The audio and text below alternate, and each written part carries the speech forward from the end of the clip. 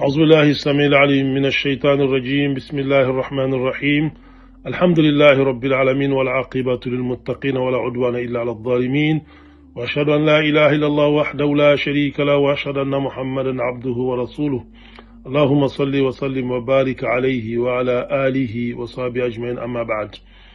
Alhamdulillah, toute la louange à Allah, Seigneur des mondes, le clément, le miséricordieux, que sa paix et son salut soient sur le prophète Mohammed sallallahu alayhi wa sallam, sur sa noble famille, ses vaillants compagnons et tous ceux qui vont suivre leurs traces jusqu'au jour du jugement dernier qu'Allah nous compte parmi eux.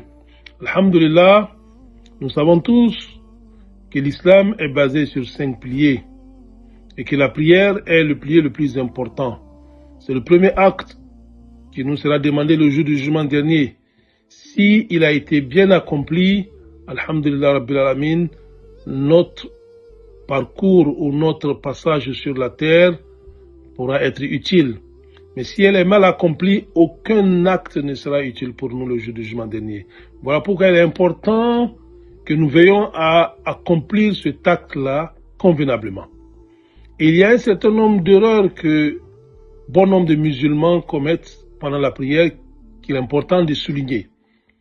Parmi ces erreurs, il y a lorsque nous voulons rattraper une prière en congrégation parce que nous sommes en retard, nous voyons des musulmans qui courent, qui se précipitent même parce qu'ils veulent rattraper la prière. Alors qu'il y a un enseignement ferme du Prophète sallallahu alayhi wa sallam.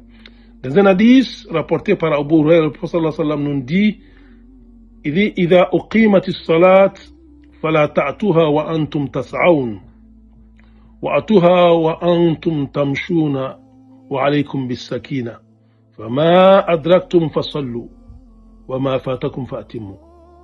Il dit dans cet hadith, il dit lorsque la prière est établie, lorsque la prière commence, il dit ne venez pas à la prière en vous précipitant, en courant, mais venez plutôt en marchant calmement et tranquillement.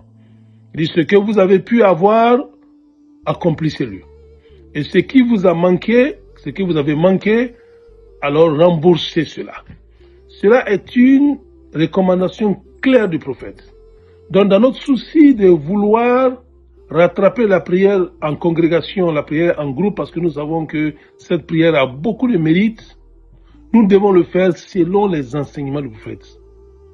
Même si nous trouvons seulement que la dernière rakat, ou nous trouvons seulement que le dernier recours, ou le dernier sujoud, en respectant l'enseignement du messager d'Allah, nous avons la récompense de la prière en congrégation, la prière en groupe.